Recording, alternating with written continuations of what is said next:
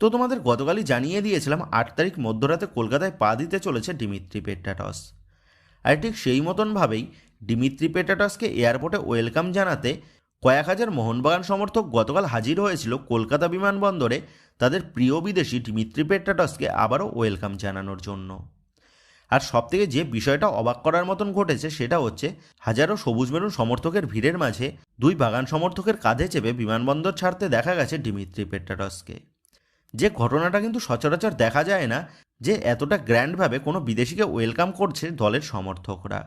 আর আশা করছি গতকালের ওই চিরস্মরণীয় ঘটনাটা দিমিত্রি পেট্রাটসের মনের মধ্যে চিরকাল গাঁথা থাকবে।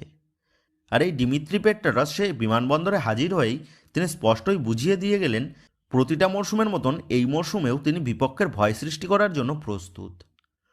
তো এই দিমিত্রি পেট্রাটসের পায়ের জাদুতে একাধিক ডার্বি জয়ের পাশাপাশি একাধিকবার সফলতার মুখও কিন্তু দেখেছে মোহনবাগান। আর ঠিক সেই কারণেই দিমিত্রি পেট্রাটস বর্তমানে সকল মোহনবাগান সমর্থকদের নয়নের মণি বিদেশি হিসাবে পরিচিতি লাভ করেছে। এবং আশা করা যাচ্ছে এই মরশুমেও আমরা কিন্তু দিমিত্রি পেট্রাটসের পা থেকে জাদু দেখতে পাবো।